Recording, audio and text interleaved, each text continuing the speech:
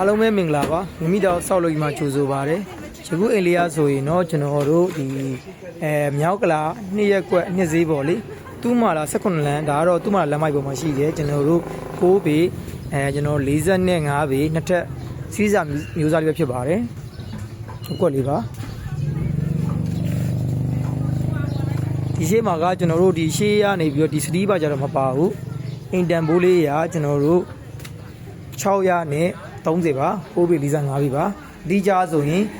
623သိန်းပါကျွန်တော်ဝင်ချင်းမှာဆိုရင်ကျွန်တော်တို့အေကန်ရှိမယ်ဒီထဲမှာတော့အေကန်နဲ့ခံမပါတယ်ဒါကျွန်တော် DB ပေါက်လေးပါလာတယ်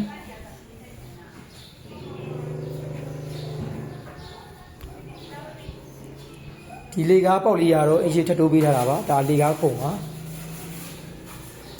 ပြီးသွားပြီဆိုရင်ဒါမီးဖို့ခုံလေးပါကျွန်တော်မီးလာတုံးလေးကျွန်တော်ဒါတက်တက်ရိုက်ပြပေးတာပါဟိုအကုန်လုံးရှင်းနေပြီးမှလည်းနောက်တစ်ခေါက်ထည့်ပြီးပါမယ်ဒါကတော့ကျွန်တော်တို့ရေချိုးကန်းနေရာလေးပါ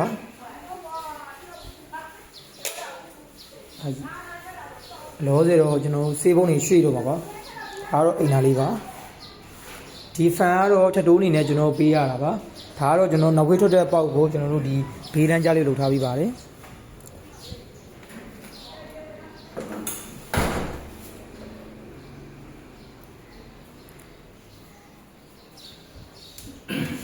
ဒီကောင်လေးကြာချိန်ကကျွန်တော်လေးလာပါဒါလက်က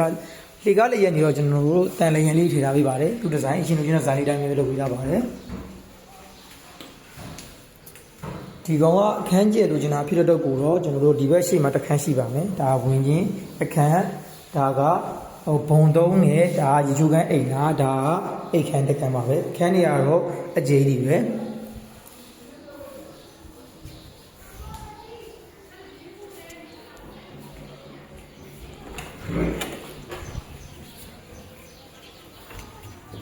ရှေ့ဝင်တာလေးပါဒ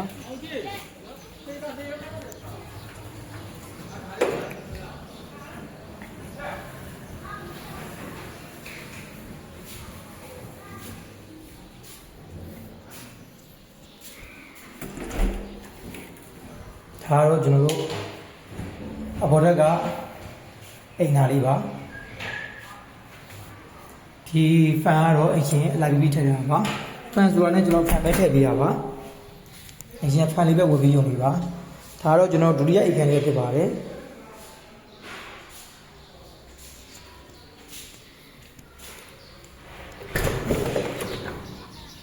ဟာကနောက်ပြေးဝင်တာလေးပါ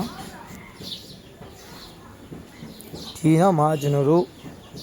မိန်လာကန်နေရှိပါတယ်ရေစင်တော့ကျွန်တော်တို့ဒီပုံမှာထားတာပါတယ်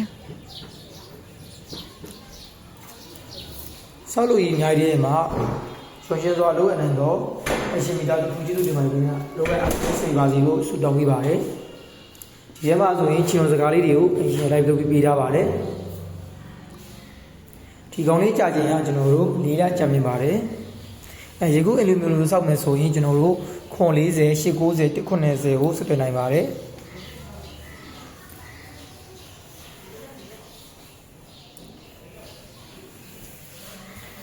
အားလုံးပဲအေဂျင့်တာကျတော့အင်လုံးပိုင်ဆိုင်မှာလည်းဇီရိုဆူတောင်းပေးပါတယ်ကျွန်တော်တို့မင်းစောက်တောင်းညာပြထုံးမှဖြစ်ပါတယ်